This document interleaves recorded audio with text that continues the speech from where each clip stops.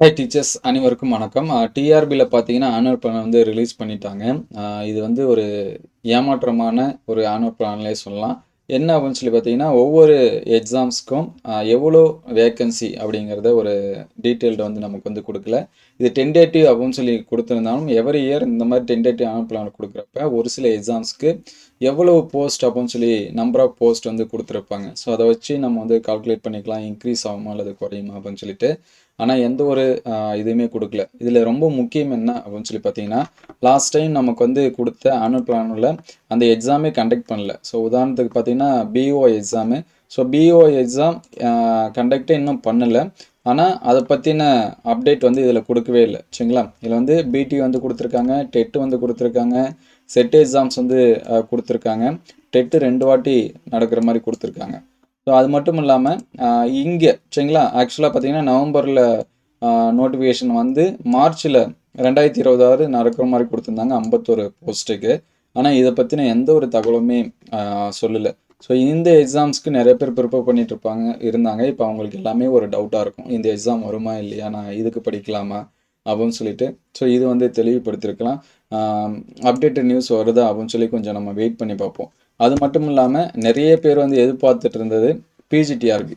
So அடுத்த PGTRB எப்போ வரும் அப்படின்னு சொல்லிட்டு நிறைய பேர் எதிர்பார்த்துட்டு இருந்தாங்க. அதுக்கு ஆனுவல் பிளான் நம்மளுமே ஒரு வீடியோ போட்டிருந்தோம், சீக்கிரம் வந்து ஆனுவல் பிளான் வந்து ரிலீஸ் பண்ணுங்க அப்படின்னு சொல்லிட்டு. ஒரு 1 வீக் முன்னாடி நம்ம வந்து ஒரு ரெக்வஸ்ட் வீடியோ வந்து போட்டிருந்தோம். எக்ஸாம்ஸ்க்கு வந்து ப்ரிப்பேர் ஆகிறவங்களுக்கு அது ஹெல்ப்ஃபுல்லாக இருக்கும் அப்படின்னு சொல்லிட்டு. அது எதுக்காக நம்ம சொல்லியிருந்தோன்னா அதில் டிஆர்பி பற்றி, அதாவது குறிப்பாக பிஜிடிஆர்பி பற்றி ஏதாவது அப்டேட்டை வந்து பண்ணுவாங்க எக்ஸாம் வந்து கண்டக்ட் பண்ணுறதுக்கு அப்படின்னு நினச்சோம். ஆனால் பிஜிடிஆர்பி பற்றி எந்த ஒரு அப்டேட்டும் இல்லை. அதுக்கடுத்து பார்த்தீங்கன்னா செகண்டரி டீச்சர்ஸ் சரிங்களா, அவங்கள பற்றின ஒரு போஸ்ட் சரிங்களா, அதோட வேக்கன்சி எதுவுமே கொடுக்கல. லாஸ்ட் டைமும் இல்லை.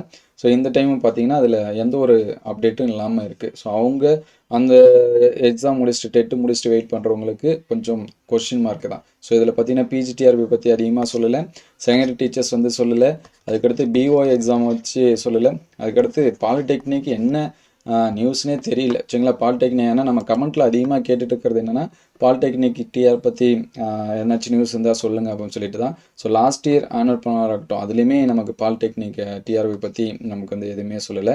அதே மாதிரி இந்த டைமும் பார்த்தீங்கன்னா பாலிடெக்னிக் பற்றி சொல்லலை. ஸோ நம்ம வந்து அடுத்தடுத்து வெயிட் பண்ணி பார்ப்போம். அதுக்கடுத்து இப்போயுமே நம்ம லாஸ்ட்டாக ஒரு ஆனுவல் பிளான் பற்றி வீடியோ சொல்லியிருந்தப்போ டெட் எக்ஸாம் வந்து யாரெல்லாம் அப்ளை பண்ணலாம், நான் வந்து இப்போ ஃபஸ்ட் இயர் படிச்சுட்ருக்கேன், அப்ளை பண்ண முடியுமா அப்படின்னு சொல்லி கேட்டாங்க. பிஎட் ஃபைனல் இயர் படிக்கிறவங்க அப்ளை பண்ணலாம் சரிங்களா. டெட்டு மட்டும் ரொம்ப முக்கியம் என்ன அப்படின்னு சொல்லி பார்த்தீங்கன்னா நீங்கள் அப்ளை பண்ணும்போதே கரெக்டான ஃபார்மேட்டில் பாருங்கள். நமக்கு நோட்டிஃபிகேஷன் கொடுக்குறப்பே கொடுப்பாங்க லாஸ்ட் இயர் ஸ்டூடெண்ட்ஸ் வந்து அப்ளை பண்ணலாம், அது வந்து ஃபைனல் செமஸ்டரா அப்படிங்கிறத வந்து அந்த நோட்டிஃபிகேஷன் வரும்போது அதில் தெளிவாக பார்த்துருங்க சரிங்களா. அதை பார்த்துட்டு அதுக்கப்புறம் நீங்கள் வந்து அப்ளை பண்ணுங்கள். ஸோ இப்போலேருந்தே ப்ரிப்பேர் பண்ணலாம், ஒன்றும் தப்பு கிடையாது. அதேமாதிரி பிடி அசிஸ்டண்ட் பிஆர்டி. ஸோ பிடி அப்படின்னா யூஜிடிஆர்பி தான். ஸோ அதனால் யூஜிடிஆர்பிக்கு ப்ரிப்பேர் பண்ணுறவங்க நீங்கள் இப்போலேருந்தே உங்களுடைய ப்ரிப்பரேஷன் வந்து ஸ்டார்ட் பண்ணுங்கள். அதுக்கடுத்து செட் எக்ஸாம் நிறைய பேர் வந்து இந்த வாட்டி எதிர்பார்த்துட்டு இருந்தாங்க. செட் எக்ஸாம் வந்து பர்சன்டேஜ் கொஞ்சம் இன்க்ரீஸ் பண்ணி கொடுக்கணும்னு சொல்லிட்டு. ஏன்னா கிட்டத்தட்ட ஒரு 4-5 வருஷம் கழித்து செட் எக்ஸாம் வந்து கண்டக்ட் பண்ணாங்க. கொஞ்சம் பர்சன்டேஜ் இன்க்ரீஸ் பண்ணியிருந்தாலும் நிறைய பேர் செலக்ட் ஆகிருப்பாங்க. அசிஸ்டன்ட் ப்ரொஃபஸருக்கான எக்ஸாம்ஸ் வந்து எழுதியிருப்பாங்க. ஸோ அவங்க எல்லாமே கொஞ்சம் ஏமாற்றத்தோடு தான் இருந்தாங்க. மறுபடியும் செட் எக்ஸாம் பார்த்தீங்கன்னா நமக்கு ஜூலையில் கண்டக்ட் பண்ணி செப்டம்பரில் நடக்கிற மாதிரி கொடுத்துருக்காங்க. ஸோ அவங்களுமே என்ன பண்ணிக்கலாம், தாராளமாக ப்ரிப்பேர் பண்ணலாம். ஸோ இதுதான் இந்த நோட்டிஃபிகேஷன். ஸோ இந்த எக்ஸாம்ஸ்க்கு நிறைய பேர் வெயிட் பண்ணிட்டுருக்காங்க, குறிப்பாக பிஜிடிஆர்பி. ஸோ என்னுடைய ரெக்வஸ்ட் என்ன அப்படின்னு சொல்லி பார்த்தீங்கன்னா பிஜிடிஆர்பிக்கு கண்டிப்பாக படிச்சுட்டே இருங்க. தொடர்ந்து எக்ஸாம்ஸ்க்கு வந்து என்ன பண்ணுங்கள், படிங்க. நமக்கு வந்து 1 இயரில் நியூவாக ப்ரிப்பேர் பண்ணுறாங்கன்னா நமக்கு 1 இயரே பத்தாது ஆக்சுவலாக சொல்ல போனால் சரிங்களா. அதனால் நமக்கு கரெக்டான ஸ்பேஸ் வந்து 1 இயர் இருக்குது. அடுத்து வருமானம் கண்டிப்பாக வரும். எப்படி போஸ்டிங் போடாமல் போயிடுவாங்க. ஏன்னா நமக்கு பிஜியில் தான் என்ன இருக்கும் அப்படின்னா ரிட்டைர்மெண்ட் இருக்கும். அதுக்கடுத்து ப்ரொமோஷன்ஸ் வந்து நமக்கு வந்து பிஜிலேருந்து போவாங்க நிறைய பேர். இதுக்கு முன்னாடி ஜாயின் பண்ணவங்களாம் நிறைய பேர் இருப்பாங்க. அவங்க எல்லாமே ப்ரொமோஷன் அதுக்கடுத்து ரிட்டைர்மெண்ட் எல்லாமே நமக்கு பிஜியில் வந்து நிற்கும் சரிங்களா. அதனால் பிஜிடிஆர்பியில் எப்பயுமே நமக்கு வந்து என்ன இருக்கும் அப்படின்னா வேக்கண்ட் வந்து க்ரியேட் ஆகும்.